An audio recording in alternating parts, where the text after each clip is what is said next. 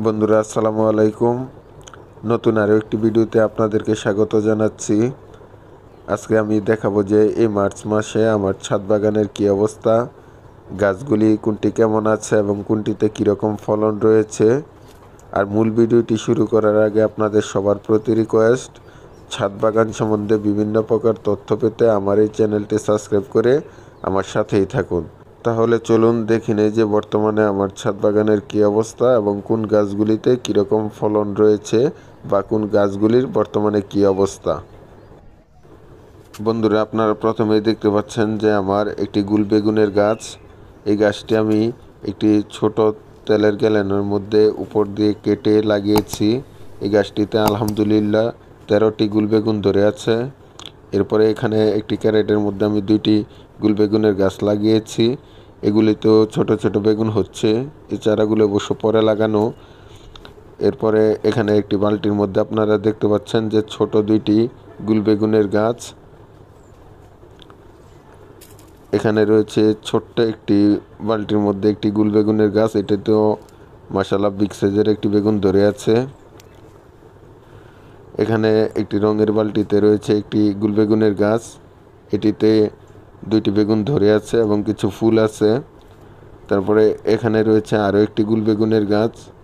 এই গাছটি তো 4টি বেগুন ধরে আছে এবং কিছু ফুল রয়েছে। আশা করছি আরও বেগুন হবে এই গাছে। এখানে আরও একটি গুল বেগুনের গাছ রয়েছে। এদিকে বেশ কয়েকটা গুল বেগুনের গাছ রয়েছে। এটিতেও মাশাআল্লাহ বেশ কিছু বেগুন ধরে আছে, আপনারা দেখতে পাচ্ছেন।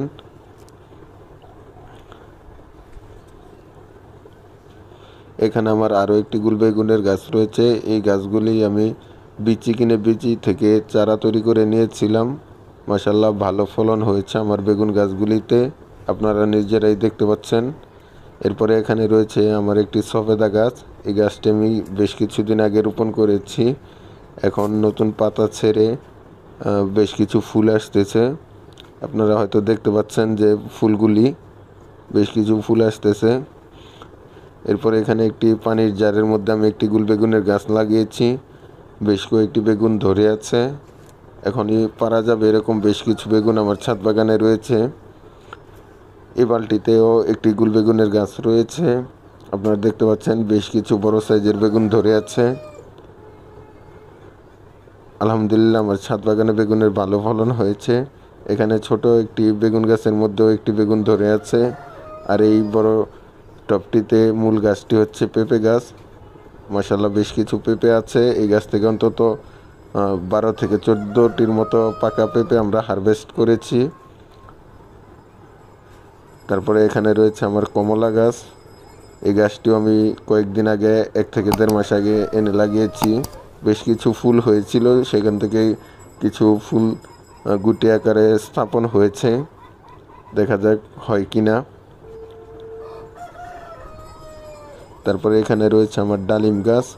এই ডালিম গাছটি অন্য একটি ছোট বালতিতে ছিল, সেখান থেকে আমি রিপোর্ট করে এখানে এনে লাগিয়েছি। এটা তো এর আগে বেশ কয়েকবার ডালিম হয়েছিল। এখানে একটি বালতিতে রয়েছে একটি ছোট গুল বেগুনের গাছ। এটি তো 2টি বেগুন ধরে আছে, আপনারা দেখতে পাচ্ছেন। তারপরে এখানে রয়েছে আমার একটি আপেল কুলের গাছ। এই গাছটির ফলন অবশ্য শেষ, আমি আরেকটি বালতিতে রিপোর্ট করে দিয়েছি। 2-3 দিনের মধ্যে আশা করছি এটিকে আমি হার্ড প্রুনিং করে দিব, মানে ডালপালা ছেটে দেব। তারপরে নেটের ভিতরে আমার বেশ কিছু গাছ রয়েছে, বেগুন, টমেটো, শিম সহ বেশ কিছু গাছ। চলুন ওই গাছগুলি দেখে নেই।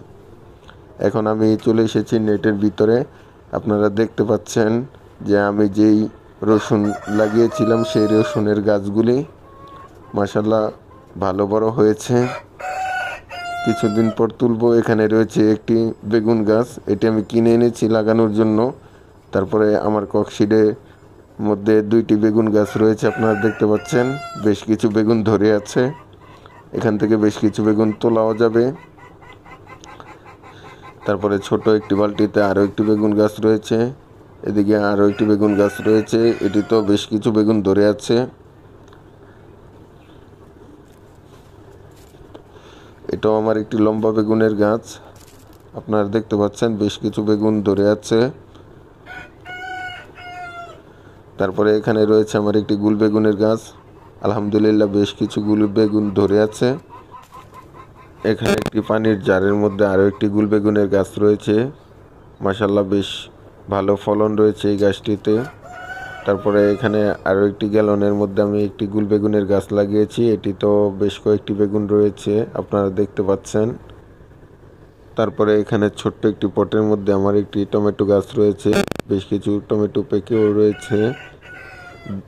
একদিন আগে অবশ্য আমার টমেটো গাছ থেকে আমার আম্মা বেশ কিছু টমেটো পেরে নিয়েছে। এখানে রয়েছে আমার একটি করলা গাছ, একটি নয়, এখানে টোটাল আমার ছাদ বাগানে 6টি করলা গাছ রয়েছে। আপনারা দেখতে পাচ্ছেন করলা হয়ে আছে।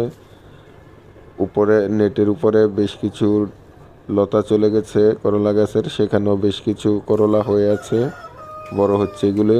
আর এদিকে রয়েছে আমার টমেটো গাছ। টমেটো মাশাল্লাহ আমার ছাদ বাগানে খুবই ভালো হয়েছে।